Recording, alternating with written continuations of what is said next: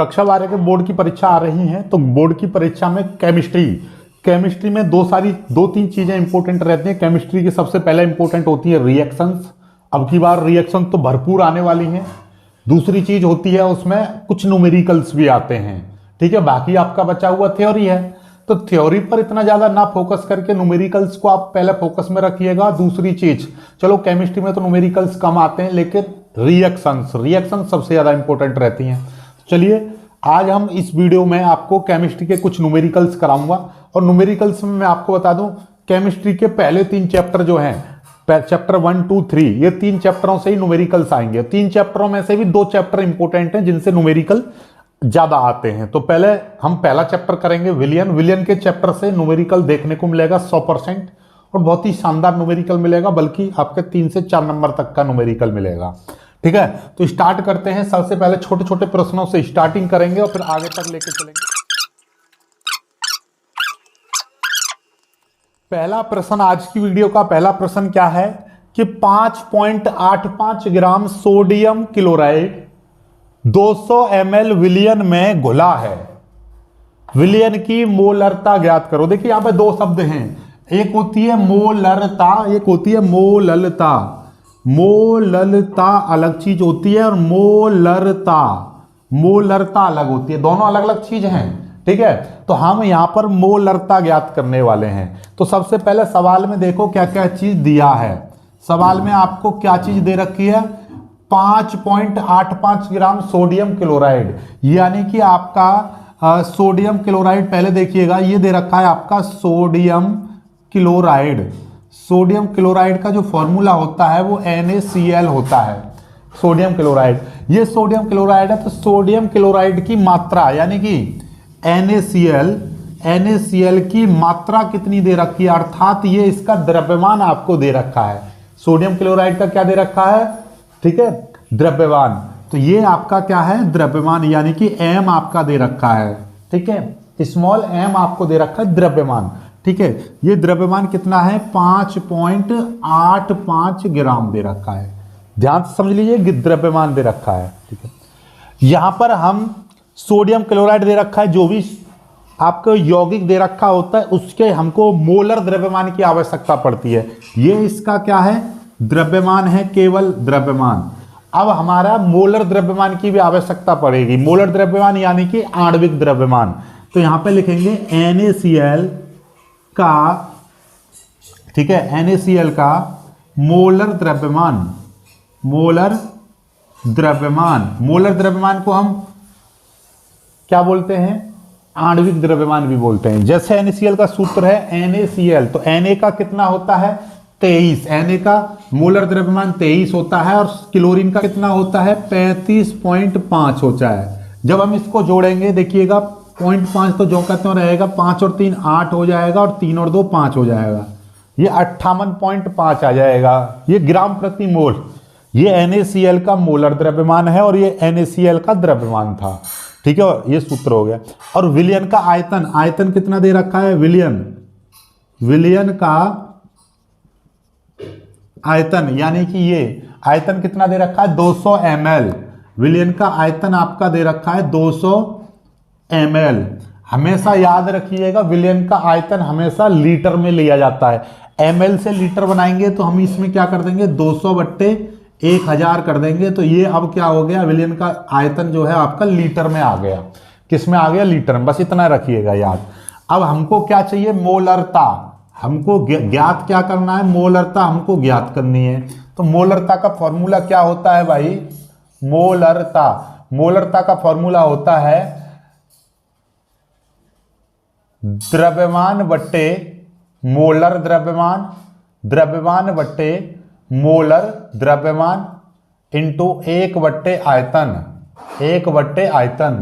ये क्या है, और आयतन वो भी किस में, लीटर में। ये आपका सूत्र होता है, ये ध्यान से समझ लीजिएगा।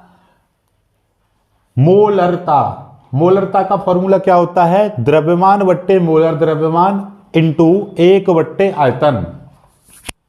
समझ में आ गई, द्रव्यमान बट्टे मोलर द्रव्यमान इंटू 1/आयतन, ठीक है। तो द्रव्यमान कितना दे रखा है, द्रव्यमान यहां पर है आपका 5.85 ग्राम, नॉर्मली द्रव्यमान 5.85 ग्राम, मोलर द्रव्यमान कितना है 58.5 ग्राम, गुणा 1/आयतन, आयतन कितना है 200/1000, 200/1000 है आयतन। बात समझ में आ गई? ठीक है, ऑल राइट। अब ये 1000 आपका ऊपर चला जाएगा तो कितना आ जाएगा 5.85 गुणा ऊपर 1000 चला गया नीचे से, और नीचे की कितना आ जाएगा 58.5 गुणा ये है 200। अब ध्यान से समझिएगा, जैसे हमने फिजिक्स में बताया था पॉइंट से पॉइंट कब कटता है, जब आप यहाँ पे पॉइंट के बाद 2 अंक हैं और यहाँ पे 1 है तो यहाँ पे एक 0 बढ़ा लेंगे। अब इस पॉइंट से ये वाला पॉइंट हटा देंगे तो कितना आ जाएगा आपका, ये 585 हो जाएगा, गुणा ऊपर है 1000, नीचे कितना है, नीचे आपका 585, एक 0 आ जाएगी और ये है आपका 200। ठीक है, एक 0 से एक 0 कट जाएगी, इस 0 से ये 0 कट जाएगी और इस 0 से ये 0 कट जाएगी। ऊपर आपका कितना बचेगा 585 और नीचे आपका बचेगा 585 गुणा 2, 585 से 585 कट जाएगा तो बचेगा 1/2, 1/2 को बोलते हैं हम 0.5 और इसके पीछे लगाते हैं मोलरता का मतलब क्या है, ये मोल प्रति लीटर, तो ये कैपिटल M लगा देंगे। ठीक है, तो ये आपकी मोलरता निकल कर आ गई। समझ में आई या नहीं आई? इतने मोल प्रति लीटर इसकी मोलरता निकल कर आ गई है, 0.5 मोल प्रति लीटर, तो इसकी मोलरता निकल कर आ गई। ठीक, समझ में आई बात? नहीं आई? तो इस तरीके से ये पॉइंट है, यहाँ पर समझ जाना। ठीक है, ये आपका पॉइंट है, तो समझ में आ गया होगा। ठीक है, यहीं से यदि आपसे मैं कहूं कि भाई कि यदि सोडियम के मोलों की संख्या आपसे पूछने लगे, इसी तरीके का एक सवाल बन जाता है कि मोलों की संख्या आपसे पूछ ले, कभी कभी 1 नंबर में मोलों की संख्या पूछ लेता है, तो सवाल ऐसा ही रहता है, बस मोलों की संख्या में सूत्र आपका बदलेगा। कैसे? देखिएगा, यहां से ऐसा ही रहेगा, क्वेश्चन आपका यही रहेगा, ध्यान से समझिएगा। मोलों की संख्या यदि आपसे पूछता है तो मोलों की संख्या आपसे पूछे तो उसका सूत्र होता है बस इतना, द्रव्यमान बट्टे मोलर द्रव्यमान, द्रव्यमान बट्टे मोलर द्रव्यमान। यदि मैं यहां पर NaCl के मोलों की संख्या निकालूं, NaCl के मोलों की संख्या निकालूंगा तो मेरा क्या हो जाएगा, यानी सोडियम के मोलों की संख्या निकालूंगा तो ये क्या हो जाएगा, यहाँ पर सोडियम का द्रव्यमान हो जाएगा अपॉन यहाँ पर कुल द्रव्यमान, यानी कि विलियन का कुल द्रव्यमान हो जाएगा। इस तरीके से हम निकालते हैं। हमें यहाँ पर NaCl के मोलों की संख्या चाहिए, तो भाई अब हमको NaCl विलियन में सोडियम का हमको क्या चाहिए, ये इतने सोडियम क्लोराइड जो है इतने विलियन में घुला हुआ है, तो आपको क्या चाहिए, NaCl के मोलों की संख्या चाहिए कि उस विलियन में कितने NaCl के मोलों की संख्या होगी। तो आपको क्या करना है, सिंपल सी भाषा में यहाँ पे द्रव्यमान लेना है। NaCl का द्रव्यमान कितना है 5.85 है और नीचे कितना है, मोलर द्रव्यमान कितना है, ठीक है, मोलर द्रव्यमान NaCl का मोलर द्रव्यमान कितना बैठ रहा था 58.5, बस इतना काम खत्म। ठीक है, चलिएगा, तो अब आपका देखिएगा यहाँ से हम निकाल ले रहे हैं सीधे सीधी बात, ये एक 0 बढ़ा देंगे, इस पॉइंट से ये पॉइंट खत्म कर देंगे तो 585/585 0 आ जाएगा, इससे ये कट जाएगा, 1 नीचे 10 आ जाएगा, 10 का इसमें भाग करेंगे तो 0.1 इतने मोलों की संख्या आ जाएगी। क्या कह रहा है ये, चीनी के सीरे के 214.2 ग्राम में 34.2 ग्राम चीनी है। चीनी के सीरे की मोललता, इसमें मोललता आपसे पूछिए, तो मोललता का फॉर्मूला क्या होता है, यदि हमको किसी भी चीज की मोललता चाहिए, जैसे कि मेरे को यानी किसी विलियन में मोललता चाहिए, तो मैं मोललता का फॉर्मूला क्या बनता है, पहले उस चीज को समझो। मोललता का फॉर्मूला क्या होता है, वही द्रव्यमान बट्टे मोलर द्रव्यमान इंटू 1/, विलायक का आयतन, विलायक का द्रव्यमान, सॉरी यहां पे लिया जाएगा विलायक का द्रव्यमान, वो भी किसमें, किलोग्राम में। ध्यान से समझिएगा, वहां पे क्या था, विलियन का आयतन था, वहां पर मोलरता में यहां पर क्या होता है, आयतन होता है, वो भी विलियन का, यहां पर क्या है, विलायक का, यहां पर विलायक का द्रव्यमान वो भी किलोग्राम में। बात को समझो, ठीक है। तो अब हम यहाँ पे समझते हैं यहाँ पे किस चीज की मोललता चाहिए, हमको चीनी के सीरे की मोललता चाहिए। तो यहाँ पर हम चीनी के सीरे की मोललता निकालेंगे। तो चीनी के सीरे का द्रव्यमान, यहाँ पर चीनी के सीरे का मोलर द्रव्यमान अपॉन विलायक का आयतन। तो अब देखिए ये चीज आपको सवाल में दे रखी होंगी, यहाँ से समझनी होती हैं चीजें। क्या यहाँ पे सवाल में दे रखा है, ये क्या दे रखा, चीनी के सीरे का इतने ग्राम, यानी कि चीनी के सीरे, ध्यान से समझिएगा, चीनी के ये हो गया सीरे की मात्रा या चीनी के सीरे का ये द्रव्यमान हो गया, कितना है 214.2 ग्राम।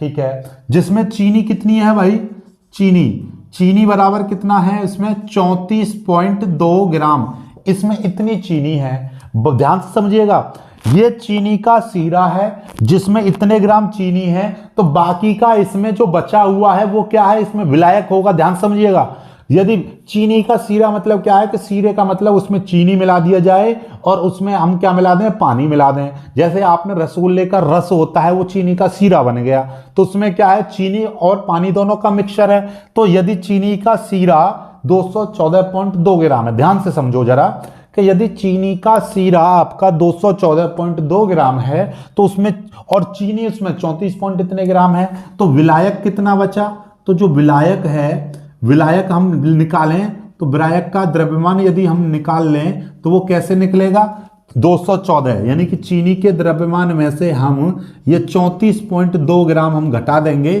तो ये आपका 180 ग्राम निकल कर आ जाएगा। ये विलायक का द्रव्यमान निकल कर आ गया। ध्यान से समझिए, विलायक का द्रव्यमान, ये विलायक का द्रव्यमान है इतना। अब इसको हम किलोग्राम में, ये ग्राम में है, तो या फिर हम इसको 180/1000 कर देंगे हम इसमें, तो अब ये किलोग्राम में हो गया। ठीक है, अब हम चीनी का सीरे की बात चल रही है, तो चीनी का जो सीरा होगा तो उसमें उसका द्रव्यमान, मोलर द्रव्यमान भी हमको निकालना पड़ेगा। तो चीनी का सीरा, उसका सूत्र क्या होगा, चीनी का सीरा, तो देखिए भाई, चीनी का सीरा यदि हम बात करें तो उसका फॉर्मूला क्या हो जाएगा, C12H22O11, ये चीनी का सूत्र होता है। चलिएगा, सी का मोलर द्रव्यमान कितना होता है, सी का मोलर द्रव्यमान निकालेंगे हम, इसका मोलर द्रव्यमान, तो ये देखिएगा सी का कितना होता है, 12 होता है, इसमें 12 अणु है तो 12 की मल्टीप्लाई, एच का 1 होता है, 22 अणु है तो 22 की मल्टीप्लाई, प्लस ओ का कितना होता है, ओ का 16 होता है, गुणा 11 है तो 11 की मल्टीप्लाई, 12 की मल्टीप्लाई करेंगे 144, ये 22 है, और अभी 16 की मल्टीप्लाई करेंगे, 16 एकन 16 और 16 एकन 16 एक 17, 176 हो जाएगा। अब इनको हम जोड़ेंगे तो देखिएगा किस तरीके से ये जोड़े जाएंगे, तीनों को जोड़ लेंगे हम, 6 और 2 8, 8 4 12 का 2 हासिल 1, ठीक है, 7 और 2 9, 9 और 4 13 और 1 हो जाएंगे 14 हासिल 1, 1 और 1 2 और 1 3, यानी 342। तो ये मोलर द्रव्यमान आपका कितना निकल कर आ गया, मोलर द्रव्यमान आपका 342 निकल कर आ गया। हमको क्या समझिएगा, यहाँ पे क्या कहा है, द्रव्यमान, द्रव्यमान किस चीज का लेंगे, चीनी के सीरे का द्रव्यमान लेंगे या चीनी का द्रव्यमान लेंगे, ध्यान से समझो जरा। हमको क्या चाहिए, चीनी के सीरे की मोललता चाहिए। तो चीनी का जो सीरा बना हुआ है तो ये तो एक प्रकार से विलयन है, तो विलयन की मोललता नहीं निकलती है, विलयन में जो चीज मिलाई जाती है उसकी विलयन तो वो निकलेगी मोललता। यानी कि चीनी का जो सीरा है, इस सीरे में दो चीज हैं, एक तो चीनी है और एक इसमें क्या है, पानी है। तो हमको किस चीज की मोललता चाहिए, चीनी की चाहिए। ध्यान से समझ लेना, सवाल यहीं पर गड़बड़ हो जाएगा। हम द्रव्यमान हम इसको ले लेते हैं मोस्टली, लेकिन हमको कौन सा द्रव्यमान लेना है, 34.2, और यहाँ पे मोलर द्रव्यमान लेना है इसका, पूरे इसका चीनी के सीरे का, क्योंकि इसी में तो है इतनी चीनी, बट्टे 1 अपॉन ये है विलायक का द्रव्यमान। विलायक का द्रव्यमान कितना है, 180/1000 है। ठीक है, 1000 आपका ऊपर चला जाएगा तो ये कितना हो जाएगा, 34.2 गुणा 1000 अपॉन ये हो जाएगा 342 और गुणा ये हो जाएगा 180, नीचे वाला 180 बचेगा। अब ये पॉइंट के बाद एक अंक है तो इस पॉइंट को हटाएंगे, यहाँ पे 1 जीरो बढ़ जाएगी। अब ये कितना हो जाएगा, 342 गुणा 1000 अपॉन नीचे है 342 गुणा ये है आपका 1800, ये इस तरीके से आ जाएगा। अब 342 से 342 कट जाएगा, 1 जीरो से ये कट जाएगा, 1 जीरो से ये कट जाएगा, तो ये कितना आ जाएगा, 10/18 आ जाएगा। ठीक है, कोई दिक्कत नहीं है, ये चीज़ आ गई आपकी। अब आगे देखेंगे हम इसका तो देखिएगा इसमें हम क्या कर देंगे, इसमें हम आपका इसमें ओके कोई दिक्कत नहीं है। ये 10 बट्टे इतना आ गया 18, इसको हम काटना चाहें तो काट देंगे, 2 से काट दो, 2 पंजे 10, 2 दूनी 18। अब 5 में हम भाग कर देंगे कितने का, 9 का, तो ना जाने की 0 पॉइंट लगाएंगे, फिर एक 0 बढ़ जाएगी, 9 पंजे 45, 9 छिक्के 54 यानी कि 9 पंजे 45, इस तरीके से चला जाएगा, बचेंगे 5। तो इसी तरीके से आता रहेगा, यानी कि 0.5555 या 0.56 भी लिख सकते हैं हम इसको, ठीक है। चलिएगा, तो ये इस तरीके से आपका उत्तर आ चुका है। समझ में आई बात, इसको आप लिख लीजिएगा। 2 सवाल मैंने आपको समझाए हैं मोलरता के और मोललता के, ठीक है। फिर आगे मैं आपको एक सवाल और कराता हूं, फिर उसके बाद में मोलरता और मोललता के सवाल खत्म हो जाएंगे, फिर आगे बढ़ाएंगे, ठीक है।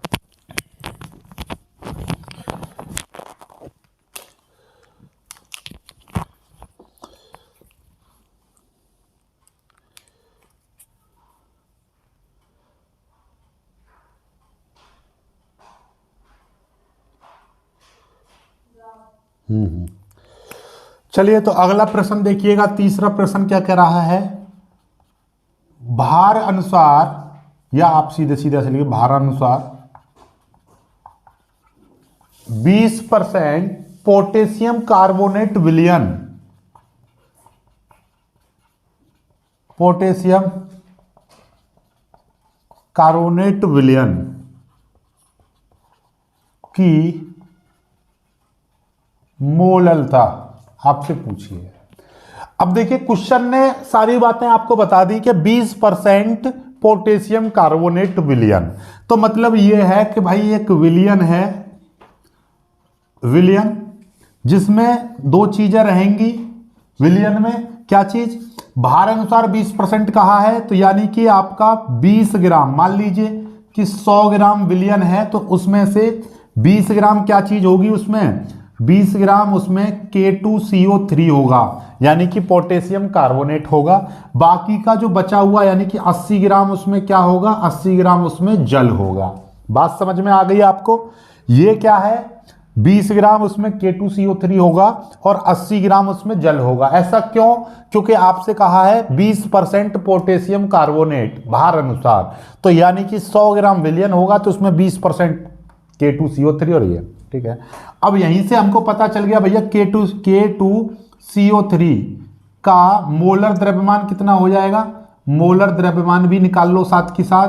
K का कितना होता है 39, गुणा कर देंगे 2, क्यों, क्योंकि 2 अणु हैं। C का कितना होता है 12 प्लस O का कितना होता है 16, गुणा कर देंगे 3, तो 39 दूनी कितने होते हैं, आप देखिए 2 ने 18 और 2 तिया 6 और 1 7, 78 हो जाएंगे। ये 12 प्लस 16 तिया 48, इनको जोड़ लीजिएगा। 48 2 50, 50 और 10 हो जाएंगे 60, 60 60 दूनी 120, 120 और 10 130, 138, सीधी सीधी भाषा में ये 138 हो गया, ठीक है। बाकी अब सीधे सीधे आ जाते हैं मोललता। मोललता का फॉर्मूला क्या होता है, मोललता का फॉर्मूला होता है द्रव्यमान बट्टे मोलर द्रव्यमान, मोलर द्रव्यमान बात समझ लेना, 1 बट्टे आयतन, आयतन वो भी किसमें, किलोग्राम में। और ये आयतन किसका होता है, विलायक का, आयतन विलायक का, ध्यान से समझिएगा। अब आयतन इसमें देखिएगा, यहां से हम किस चीज का द्रव्यमान लेंगे, हम द्रव्यमान किस चीज का लेंगे, K2CO3 का, क्योंकि K2CO3 की ही मोललता निकलेगी, बाकी तो जल है। ये विलयन का लेते हैं द्रव्यमान, कितना है 20। मोलर द्रव्यमान K2CO3 का मोलर द्रव्यमान कितना है 138, ओके, गुणा 1 बट्टे आयतन, आयतन किसका, विलायक का। विलायक किसमें क्या है, विलयन में 2 चीज होती हैं, एक विलेय और एक विलायक। तो विलायक क्या है 80 ग्राम जल, यानी कि 80 है। इसको किलोग्राम में बनाएंगे तो 1000 का हम भाग कर देंगे, ठीक है। तो ये 80 ग्राम का मतलब क्या हो जाएगा, 80 बट्टे 1000 किलोग्राम, बात खत्म। ये 1000 ऊपर पहुंच जाएगा तो कितना हो जाएगा 20 गुणा 1000 अपॉन नीचे 138 गुणा ये कितना है आपका 80 है, ये आ जाएगा। अब आपका इसमें क्या चीज़ है, सीधी सीधी भाषा में 1 0 से 1 0 कट जाएगा और ये कितना हो जाएगा, या सीधे सीधे आप ऐसा करिएगा, ये 20 है ना 20, ये आपका 80 है, सीधे सीधे 20 चौके 80, 4 बार काट दीजिए तो ऊपर आपका 1000 नीचे आपका 138 गुणा 4, 4 से ये कट जाएगा 25 यानी 250 वार, तो सीधी भाषा में 250 बट्टे 138 आ जाएगा। अब 250 है, नीचे 138 है, इसको ही हम 2 से काट देंगे 125 हो जाएगा, इसको काटेंगे 2 से, 2 छिक्के 12, 2 ने 18, इतना हो जाएगा। ठीक है, अब इसमें 125 में हम भाग करके देख लेंगे, 125 में हम भाग करके देख लेंगे। ना आपको समझ में आए तो आप ये 69 है, सीधे सीधे 7 का भाग करके देख लेना, नहीं तो हम 69 का ही भाग करवा दे रहे हैं। वैसे 7 का भाग करेंगे, 7 दूनी 14 हो जाएगा, यानी 7 एक बार जाएगा 69, तो यहाँ से कितना बचेगा आपको। देखिएगा, जब भी कभी भी आपको इस तरीके के सवाल में घटाना पड़े 125 में तो ये 69 घटाना है, तो आप अपने दिमाग में एक प्लस इसमें कर दीजिएगा, तो ये 126 हो जाएगा, एक प्लस इसमें कर देंगे तो ये 70 हो जाएगा। अब इसको घटा लो, 6 12 में 7 गए 5, यानी कि सीधे सीधे 56 बचेगा। आप अपने दिमाग में कैलकुलेशन कर सकते हो, ईजी हो जाती है उससे। ठीक है, ना जाने की 0, फिर इसमें ये बढ़ गया 7 का 7 पन्ना 35 7 44 7 7 49 7 8 56, तो ये 8 बार देखिएगा जाके, 8 9 63 का 3, 8 6 48 48 49 50 51 52 53 54, तो ये इतने बार सीधी बार 543 हो जाएंगे, यानी कि 1.8 के समथिंग आपकी मोलरता आ जाएगी। कितनी आ जाएगी? 1.8 के समथिंग आपकी आ जाएगी। ठीक है, चलिएगा इसको कर लीजिएगा, तो 1.8 आ गई। ठीक है, तो इस तरीके से आप मोलरता के सवालों को निकाल सकते हो। 3 तरीके के मैंने सवाल बता दिए आपको, बाकी का ये केवल एक शुरुआत थी केमिस्ट्री के सवालों के लिए, मैं आगे से और बताऊंगा। ठीक है।